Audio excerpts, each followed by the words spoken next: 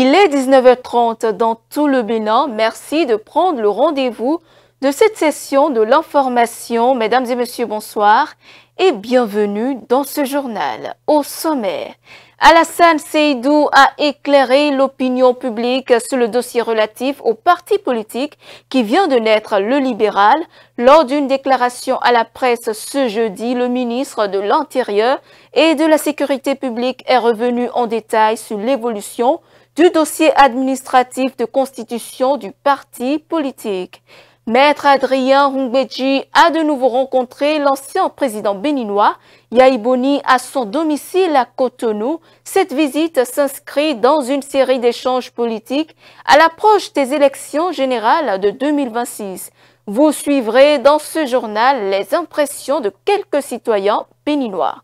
Au cœur de l'actualité internationale, la capitale soudanaise Khartoum a été le théâtre d'une nuit de pénombre. Des attaques de drones attribuées au FSR ont visé des infrastructures provoquant une coupure de courant dans la ville et ses environs. Les détails dans un instant.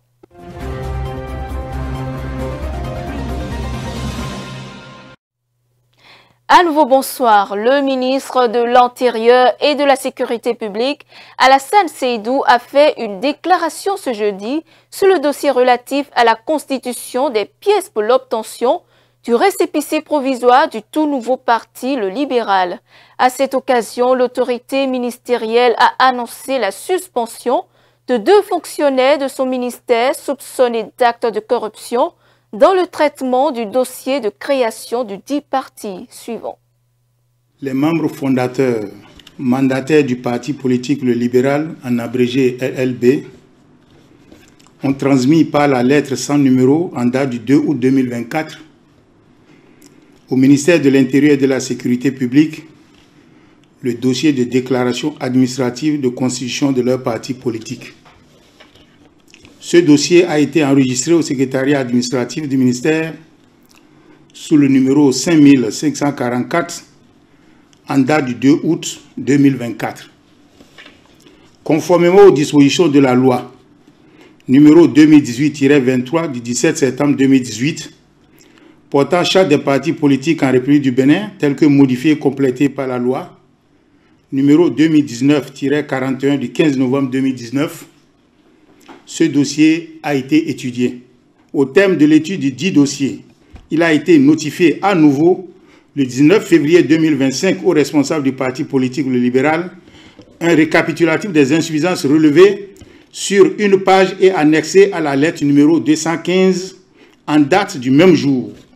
Enfin, par la lettre numéro 009 du 14 avril 2025 enregistrée à la même date au secrétariat administratif du ministère sous le numéro 2104, les membres fondateurs mandataires du parti politique Le Libéral ont transmis la version corrigée de la déclaration administrative de constitution de leur parti politique à l'issue de l'Assemblée générale constitutive tenue à Abomey-Calavi le samedi 5 avril 2025.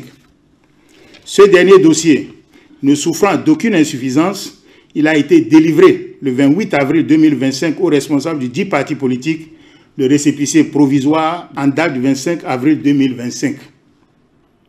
Dans le but d'un enregistrement définitif au ministère de l'Intérieur et de la Sécurité publique, les responsables du dit parti politique ont envoyé par lettre numéro 021 du 7 mai 2025, enregistré à la même date au secrétariat administratif du ministère sous le numéro 2843, 2 exemplaires du journal officiel de publication du récépissé provisoire de déclaration administrative de constitution de parti politique Le Libéral. C'est à cette étape que j'ai été informé de sources dignes de foi des faits de corruption avérés mettant en cause 2 cadres du ministère, dont l'un de la direction des partis politiques et des affaires électorales et l'autre de la direction des affaires intérieures et des cultes sur le même dossier. En effet, le cadre en service à la direction des affaires intérieures et des cultes aurait approché le principal responsable du parti en création pour lui proposer des facilitations contre rémunération de sa part en vue de faire aboutir son dossier au ministère de l'Intérieur et de la Sécurité publique. Proposition à laquelle ce dernier aurait adhéré. Le même cadre de la direction des affaires intérieures et des cultes aurait par la suite contacté et convaincu le cadre de la direction des partis politiques et des affaires électorales contre promesse de rétribution. Ainsi, les intéressés auraient perçu d'importantes sommes d'argent du principal responsable du parti en création. Face à ces faits d'une extrême gravité, j'ai diligemment instruit le directeur général de la police républicaine de faire interpeller les intéressés ainsi que le présumé corrupteur et d'activer la brigade économique et financière pour clarifier la situation. J'ai par ailleurs suspendu les deux cadres de leurs positions administratives respectives sans préjudice des poursuites judiciaires qui en découleront. Je vous remercie. Depuis 2016, le gouvernement a initié une série d'actions visant à restaurer l'image de l'eau et des mines. Ces réformes ont déjà commencé à changer de façon très significative l'environnement du secteur. C'est la quintessence de l'intervention télévisée du ministre de l'Énergie, de l'eau et des mines, Paulin Akpounan, qui a présenté les réalisations de son département suivant. Le taux de décès aujourd'hui est passé de 50 à 75% en milieu urbain et les abonnés sont passés de 2016 à 2024. Déjà, 114 000 nouveaux abonnés ont été constatés. Et puis les ouvrages d'eau qui étaient vétustes, je l'ai dit, ont connu un début de réhabilitation, de modernisation pour pouvoir permettre de donner de l'eau à nos populations. En milieu urbain, on peut dire qu'il y a une bonne maîtrise de la chose. Cette société qui est issue de la scission de la SONEP, la SOBI, entendez Société béninoise d'infrastructures d'eau, est une société qui portera cette modernisation au niveau des infrastructures. Voilà un peu ce que je peux dire. Cette société étant créée, le conseil d'administration est déjà mis en place. Et ce conseil d'administration, aussitôt après son installation, va procéder à la nomination du directeur général. Ce qui va suivre, ce sont les outils de gestion, le système d'information dans sa globalité, le système d'information comptable et financière. Toutes les dispositions sont déjà prises. Le gouvernement a déjà autorisé la contractualisation avec un cabinet spécialisé qui peut accompagner à l'opérationnalisation définitive de cette entité nouvelle qui est créée. Alors, parlant bien sûr des actions menées pour fournir de l'eau potable en milieu urbain, j'aurais voulu qu'on aille peut-être aller dans certaines communes pour nous montrer un peu qu'est-ce qui est fait de façon concrète pour permettre à ce que la population ait de l'eau potable facilement. Parce que là, vous donnez des exemples, mais on ne sait pas encore que voilà, il y a des actions concrètes qui sont menées. Est-ce que vous pouvez aller plus en détail pour nous, monsieur le ministre? Oui, beaucoup de travaux sont effectués déjà en milieu urbain et en mettant en place de toute urgence les projets d'approvisionnement en eau potable. Okay. À Savalou, par exemple, à partir de l'eau souterraine. Il y a eu le projet de renforcement des systèmes d'approvisionnement en eau potable des villes du plateau d'Abomey, dans le Zou, Abomey, Boycon, Sokotomé, Zakuta, Chicha, Maïzoun, etc., etc. Il y a le même projet au niveau des villes de Tassa, de Savet, de Glazoué et environ. Vous savez que dans les collines, on disait que c'est la cité des bidons jaunes. Ouais. Mais c'est vrai, pour caractériser, bien entendu, ouais. Pour caractériser la gravité en déficit d'eau potable dans cette région. Parce que, comme on le dit, Saint Thomas, tous ceux qui ne croient pas à la providence ont pensé que on ne peut jamais avoir de l'eau dans ces localités à cause de la qualité du sous-sol. Mais on a eu un bon samaritain qui a dit qu'il faut le faire et montrer pour ceux qui ne croient pas, pour que les aveugles voient et que les sourds entendent, qu'il est désormais possible que le désert, du désert peut jaillir de l'eau potable et de l'eau de vie. Et c'est ce que le gouvernement du président Patrice Talon a matérialisé dans cette partie du Bénin où aujourd'hui 2 millions de mètres cubes d'eau potable se traitent au niveau déjà du barrage d'Aïdjoko, pour desservir toute cette zone, aller même vers Ouessé et consorts, au-delà de Glazoué, de Savalou et puis de Savaye et de Dassa.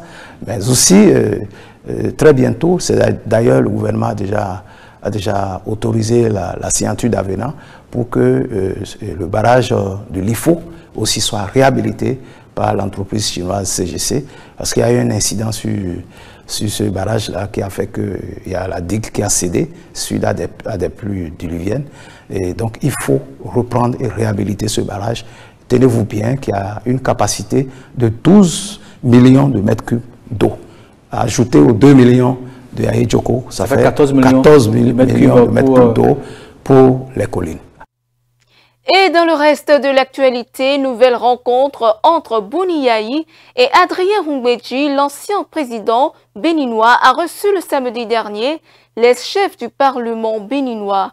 D'après des sources proches des deux hommes, les échanges ont principalement porté sur les élections générales de 2026. Voici quelques citoyens rencontrés dans la ville de Cotonou ont livré leurs impressions, suivons-les.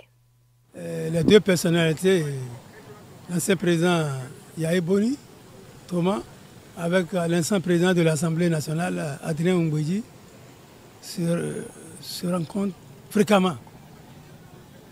L'autre était parti chez lui. Et maintenant, Adrien Ngouedji aussi est venu le rencontrer. Et tout ça là, c'est en perspective avec les élections générales de 2026. Nous tous, nous avons suivi la déclaration de M. Adrien Ngouedji début février, alors qu'il était aux côtés de l'actuel chef de l'État, le président Patrice Talon. Mais cette déclaration, ça n'a pas plu aux mouvanciers et au chef de l'État. Vous connaissez le passé glorieux de M. Adrien Ngouedji, qui a été procureur de la République à l'âge de 25 ans, un juriste par excellence. Vous connaissez bien M. Yaye Boni, ancien président de la République, président de l'Union africaine. Donc ce sont des gens qui sont pétris d'expérience républicaine.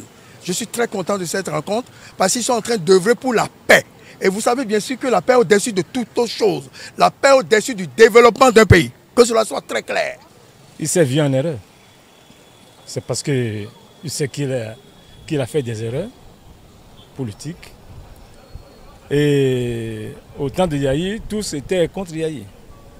Et Yaye, bon, était un président rassembleur et il fait normalement, il gouverne comme, je ne sais pas, un simple citoyen. Et il veut tout le monde, il veut que tout le monde s'entende. Mais Ngouedji, lui, en bas, il tournait ses casseroles, il fait tout ce qu'il veut.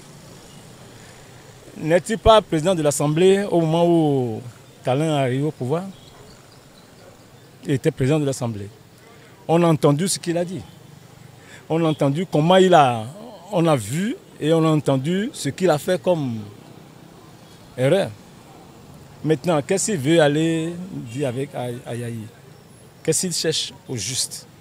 Mais là, si Adrien Ngouedji quitte la mouvance, vraiment, ça va faire mal, un peu mal à la mouvance aussi. Il faut dire la vérité. Parce qu'on se rappelle que c'était l'UP. Maintenant, UPR, ça veut dire c'est le renouveau l'arc-en-ciel qui est rentré dedans. Ils sont en train d'œuvrer. Monsieur Patrice Talon doit comprendre qu'il doit sortir par la grande porte.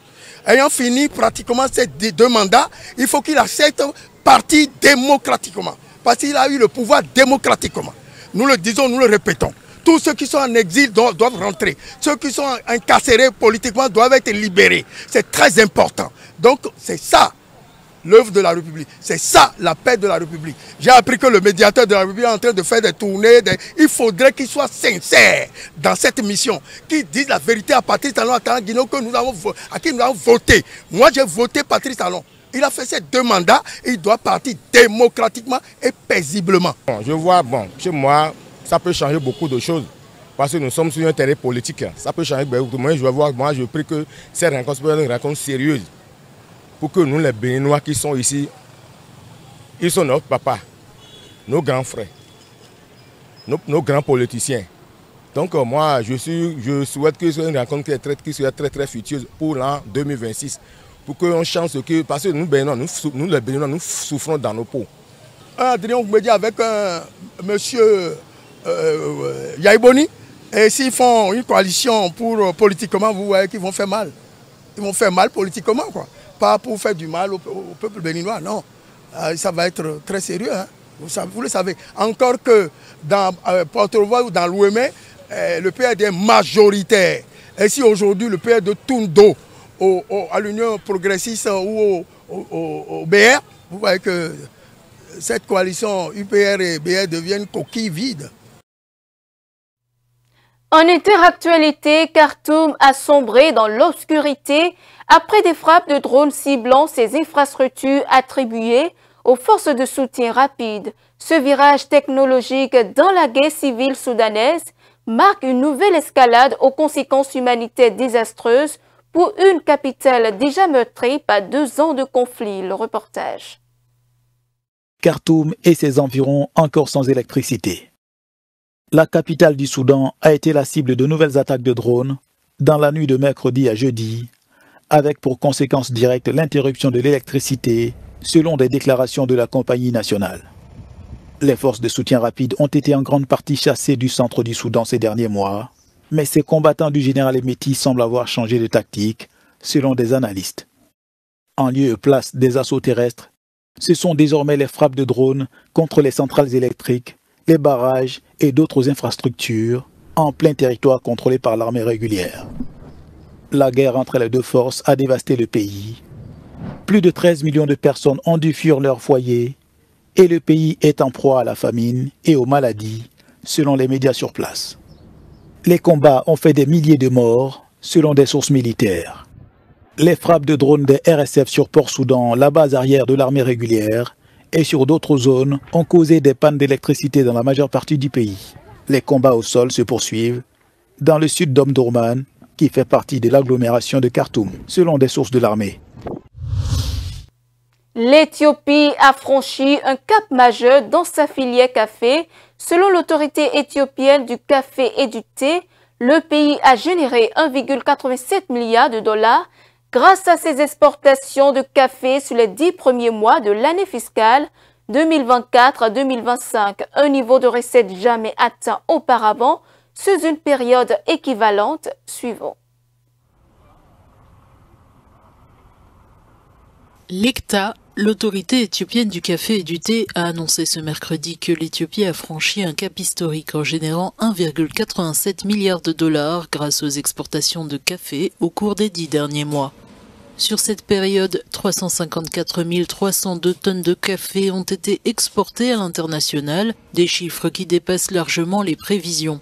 Cela représente une hausse de 147% en volume et de 142% en valeur par rapport aux objectifs fixés. En comparaison avec l'an dernier, c'est 70% de hausse en volume et 87% en valeur, soit 145 000 tonnes supplémentaires et près de 870 millions de dollars de revenus en plus. Les 3 principaux clients sont l'Allemagne, l'Arabie Saoudite et les États-Unis. À eux seuls, ils ont importé près de 150 000 tonnes. L'Allemagne arrive en tête avec plus de 61 000 tonnes pour 295 millions de dollars, suivi de l'Arabie Saoudite à 290 millions, puis les États-Unis avec 192 millions. Ce résultat, qualifié d'exceptionnel par l'ECTA et selon son directeur Adugna Debella, le fruit d'un effort national bien coordonné. Il se montre confiant pour les 2 mois restants de l'exercice fiscal, espérant que cette dynamique va se poursuivre. Considéré comme le berceau du café arabica, l'Éthiopie reste un pilier de la production mondiale. Dans ce pays où l'agriculture domine l'économie, le café tient toujours une place centrale et stratégique. Le président américain Donald Trump est arrivé ce jeudi aux Émirats arabes unis, 3e et dernière étape de sa tournée dans le Golfe, après l'Arabie saoudite et le Qatar. Le premier déplacement international du président américain a également été marqué par d'importantes promesses d'investissement. Le reportage. Le président Donald Trump entame la dernière étape de son voyage de 4 jours au Moyen-Orient. Le chef d'État a visité des installations américaines au cœur de l'engagement américain dans la région, profitant de l'occasion pour rejeter l'interventionnisme du passé des États-Unis au Moyen-Orient. Cette visite marque la première fois qu'un président américain se rend aux Émirats arabes unis depuis près de 30 ans, après le voyage du président George W. Bush en 2008. Monsieur Trump, qui a conclu d'importants accords commerciaux d'abord en Arabie Saoudite puis au Qatar, devrait annoncer d'autres accords avec ce qui est depuis longtemps l'un des principaux partenaires commerciaux des États-Unis dans la région. En mars, les Émirats arabes unis se sont engagés à investir 1400 milliards de dollars dans l'économie américaine au cours de la prochaine décennie par le biais d'infrastructures d'intelligence artificielle, de semi-conducteurs, d'énergie et d'initiatives manufacturières américaines. Le président Donald Trump s'est permis de minimiser l'absence de Vladimir Poutine pour parler de paix entre l'Ukraine et la Russie, organisée au même moment à Istanbul. La Libye reconnaît désormais l'autorité de la Cour pénale internationale qui enquête sur les crimes contre l'humanité présumés commis sur son territoire. Le pays n'est pas membre du statut de Rome, traité fondateur de la CPI, mais le Conseil de sécurité avait saisi la Cour de la situation en Libye en février 2011 après le début de protestations sans précédent violemment réprimées contre le régime de Mouammar Kadhafi. C'est après moi. Le feu vert de la Libye à la CPI, la Cour pénale internationale, peut désormais enquêter sur les crimes présumés commis dans ce pays. L'autorisation couvre la période 2011-2027. Jeudi, le Conseil de sécurité des Nations Unies a reçu le 29e rapport du bureau du procureur de la CPI sur la situation en Libye. Ces progrès reflètent l'engagement continu du bureau à remplir son mandat dans des circonstances difficiles. Dans le cadre de la lutte contre l'impunité, il est essentiel que tous les États s'acquittent des obligations qui leur incombent en vertu du statut de Rome et de la résolution 1970 du Conseil de sécurité de 2011. Cela inclut l'arrestation et le transfert à la CPI des individus faisant l'objet d'un mandat d'arrêt. Enfin, nous réaffirmons notre soutien ferme et indéfectible à la Cour en tant qu'institution judiciaire indépendante et impartiale. La situation en Libye reste fragile depuis la chute de Mouammar Kadhafi en 2011. Cette semaine encore, Tripoli, la capitale, a connu une nouvelle escalade de violence après l'assassinat d'Abdel Ghani al-Kikli, chef d'un groupe armé. Et c'est la fin de ce journal. Merci pour votre aimable attention. Suivez-nous en continu sur speedlinetv.bj/live et sur nos différents canaux digitaux Facebook et YouTube.